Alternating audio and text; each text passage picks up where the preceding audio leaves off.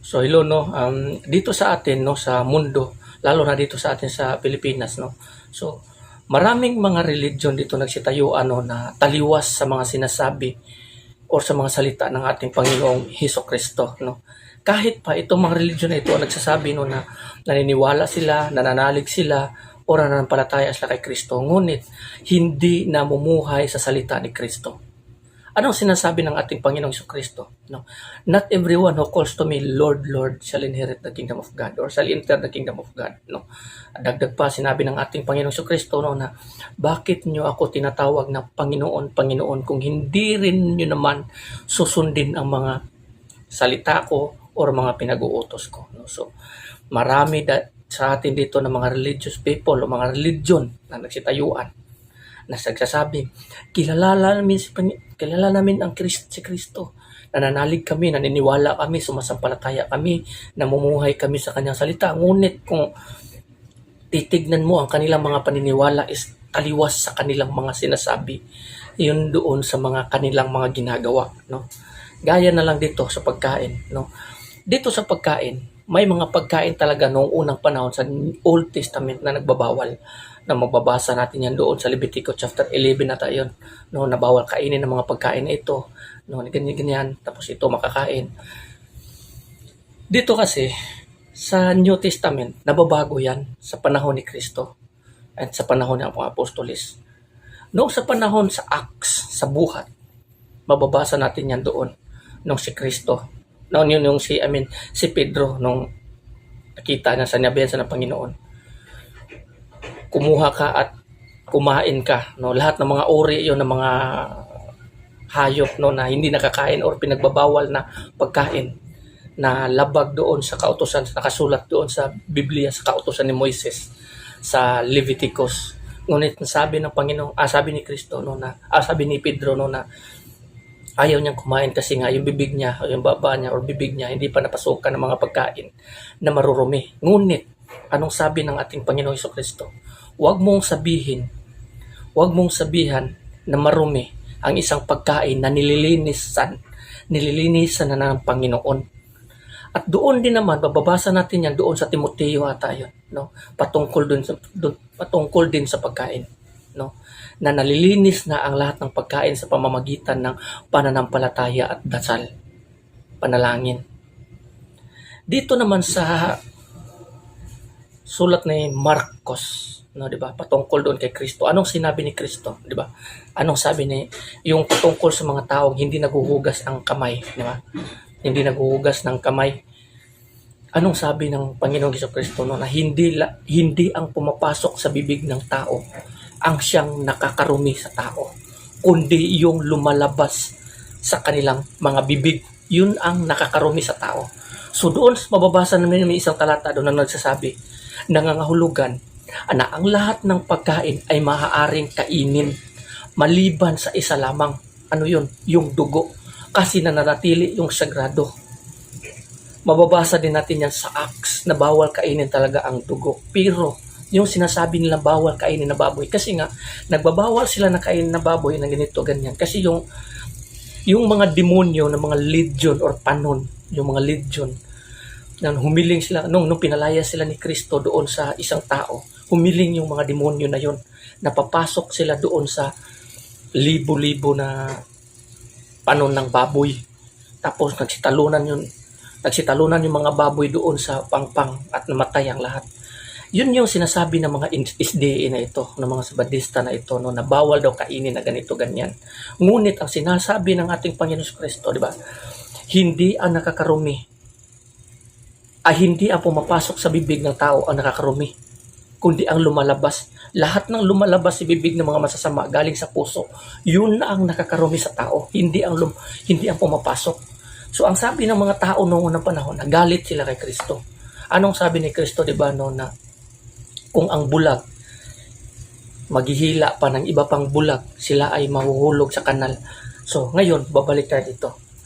Ang sabi nila, bawal kainin na baboy. Ngunit ang sabi, itong mga taong ito, nananalig, nananampalataya, naniniwala kay Kristo. Sabi nila, di ba? Nanalig sila, naniniwala sila kay Kristo na ganito, ganyan.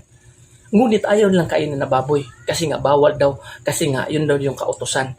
Ngunit ang sabi ni Kristo, ang lahat ng pumapasok, hindi ang nangangahulugan doon sa Biblia sinasabi na ang lahat ng pagkain ay makakain. Ngayon, kanino ka susunod? Susunod ka doon sa salita ni Kristo o susunod ka doon sa kautusan ng inyong religion? Kung sinasabi mo ngayon, naniniwala ka kay Kristo, kung naniniwala ka kay Kristo, susunod ka doon sa kanyang salita. Pero kung sasabihin mo, naniniwala ka kay Kristo, ngunit hindi ka sumusunod doon sa kanyang salita at doon ka naniniwala sa inyong religion, so kanino ka ngayon sumusunod? Hindi sa kay Kristo, kundi sa iyong religion. Anong sinabi ng ating Panginoon? Diba? Walang kabuluhan ng inyong pagsamba at pagpuri sa akin. Walang kabuluhan. Ang inuutos, ang sinusunod yung kautusan, yung mga kautusan na gawa ng tao at hindi kautusan ng Diyos. So yung mga taong yan, yung mga religion na yan, that is demonic. Ayun yung sinasabi ni Kristo. Bakit kayo tumatawag sa akin ng Panginoon, Panginoon, kung hindi rin nyo naman susundin ang mga pinag-uutos ko sa inyo, yung mga salita ko? Not everyone who calls to me, Lord, Lord, shall inherit the kingdom of God or shall enter the kingdom of God. So hindi lahat. So ito yung mga taong ito na nagsasabi, bawal ito, bawal. Ngunit hindi pinagbabawal ni Kristo. Ang sinabi ni Kristo na huwag mong sabihin na bawal or marumi ang isang pagkain na nililinisan na ng Panginoon. Ngunit kung para sa inyo na nanatiling marumi yan, wala kayong pananampalataya at naniniwala kay Kristo. Wala kayong paniniwala. So ang sinusunod nyo, ang religion nyo, hindi si Kristo. So kayo, dahil ayaw nyo kusunod kay Kristo, maliligaw kayo. Kanino kayo ngayon susunod? Kung ayaw nyo kay Kristo, dalawang mundo lang. Dalawang Diyos lang ang sinusunod mo. Kung ayaw mo kay Kristo, doon ka kay Satanas. Mas sinusunod mo ang kautusan ni Satanas. Kahit pa noon, kautusan niya ng Panginoon, pero nababago yan sa panahon ni Kristo sa New Testament.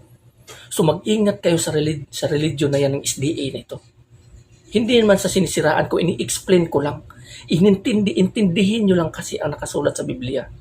Kasi ito talaga yung pinaglalaban ng religion na ito. Itong false religion na ito. Walang kwenta itong religion na ito. Maghahatid ito sa inyo patungo sa kapahamakan. Hindi nyo masunod ang kautusan ni Kristo o mga salita ni Kristo, maliligaw kayo. Kung susundin nyo ang kautusan ng tao instead ng kautusan ni Kristo, maliligaw kayo. So itong religion na ito, hindi sumusunod sa salita ni Kristo. Mas sinusunod nila ang salita ng kanilang pastor at sa kanilang religion. So naliligaw kayo. Marami ang nagsasabi dyan sa Biblia. Marami dyan sa New Testament. Oo, totoo yung sinasabi nila na bawal yan. Sa Old Testament. Kaya nga maraming nababago from old to new. Gaya doong divorce noon. Walang bawal yung divorce. Ngayon, pinagbabawal na ang divorce. So, ganun din yun. Kasi sa simula pa lamang, sa panahon ni Noah, anong sabi ng Diyos? Ginawa niya ang lahat ng ito. Ang lahat ng uri ng mga hayop at mga mamumungang kahoy. Lahat ay makakain nyo. Kasi ginawa ko yan para sa inyo. Lahat. Ngunit isa lamang ang hindi nyo pwedeng kainin, yung dugo. Kasi simbolo ng buhay yan. Sa simula pa lamang sa panahon ni Noah, dugo na talaga yung pinagbabawal. Sa Old Testament, sa New Testament din, bawal pa rin ang dugo. Ngunit sa panahon ni Noah, after Noah, dumating si Moises, andoon nagsimula ang kautusan, yung batas kay Moises. Ngunit sa simula pa lamang, hindi na iyon ang katotohanan. Hindi na iyon ang kalooban. Nagagawa lang yon dahil may kautusan. Sa pagdating ni Kristo, sinabi nga ni Kristo na sa simula pa lamang ay hindi na talaga iyan. At ito ang susundin natin sa mga sinasabi ni Kristo. Ngayon, sasabihin nyo, naniniwala kami kay Kristo. Hindi naman kayo namumuhay sa salita ni Kristo. Kasi nga, para sa inyo, yung creation ng Diyos, para sa inyo, marumi. Ang lahat, ang sinasabi sa Biblia, ang lahat ng gawa ng Diyos ay mabuti. At malinis kung tatanggapin mo ito. Kung marumi ito para sa iyo, marumi lamang ito para sa iyo lamang. Kasi ang lahat ng mga bagay, lahat ng mga pagkain, nililinisan ng Diyos according sa mga nakasulat sa Biblia. So ngayon, kung susunod ka kay Kristo, sundin mo ang kanyang salita. Ngunit kung isang salita lamang ang hindi niyo sinusunod, sa bagay, not everyone who calls to me, Lord, Lord, shall enter the kingdom of God. Yan ang sinasabi ni Kristo. Hindi lahat ng tumatawag, naniniwala, sumasampalataya, nagdasal, sumasamba sa Kanya ay makakapasok. Hindi lahat, kundi sila lamang ang sumusunod sa kalooban ng Diyos. Ito ang kalooban ni Kristo. Ito ang kalooban ng Diyos. Ang sabi ng Diyos, ikaw ang minamahal kong anak.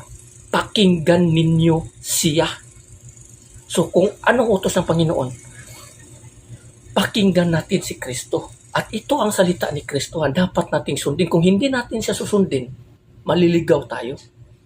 Kaya yung religion na yan, yung SDA na yan, false religion. Kaya nga sasabi ko, hindi nila alam yan.